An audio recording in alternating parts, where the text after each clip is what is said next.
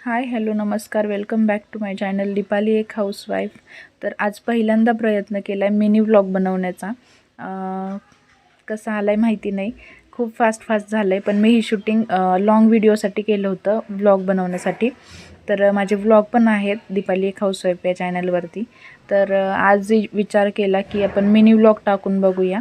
आणि त्याच्यासाठी थोडंफार जमेल तसं आता शूट केलं आहे. मस्त झाडून वगैरे झाल्यानंतर पाणी ठेवले तापायला आणि फरशी पुसून घेतली. आज आहे नवरात्रीतली 5वी माळ आणि त्याच्यासाठी म्हटलं सगळं क्लिनिंग करून घेऊया आधी आणि मस्त नंतर आंघोळ करून देवपूजा वगैरे करता येईल. तर छान सगळं पुसून घेतलं आणि त्याच्यानंतर रांगोळी वगैरे पण काढायची होती आंघोळ झाल्यानंतर. तर आंघोळ झालेली आणि अशी ग्रीन कलरची साडी घातलेली आहे जी माझ्याकडे होती. तर आता पहिले माझं आवरून घेते आणि त्याच्यानंतर देवपूजा आणि रांगोळी बघूया आपण. तर मस्त साधा सिंपल थोडासा मेकअप करून झालेला आहे, कारण साडी घातली आहे म्हणून, नाही तर रोज तर नसतंच एवढं काही. तर पहिलं पटपट आता आवरून घेतलं आणि त्याच्यानंतर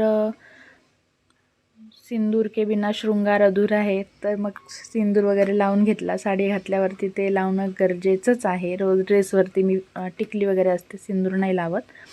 तर सगळं मस्त मेकअप झाल्यानंतर आता देवपूजा करून घेतली. आणि देवपूजा आता नवरात्रीमध्ये जास्त असं काही नाही, अगरबत्ती वगैरे लावून घ्यायची असती. अखंड ज्योत जी लावलेली त्याच्यामध्ये तेल घालायचं असतं. आणि आता हे सगळं झाल्यानंतर मस्त आपली आता रांगोळी काढायला सुरुवात केली आहे. कुठलंही ताट, तांब्या, परात, प्लेट न वापरता रांगोळी काढायचा प्रयत्न आहे. आणि छोटीशी पण छान अशी रांगोळी काढायची. आपल्या दारात एवढी काही जागा नाही आहे, जेवढी आहे तेवढ्यामध्येच आपल्याला जेवढी जमेल तशी डिझाईन काढून घेण्याचा प्रयत्न आहे. तर अशी काहीशी छोटीशी रांगोळी मी काढून घेते आता. आणि मला ते रांगोळी काढताना 17 भांडे घेऊन बसायला आवडत नाही.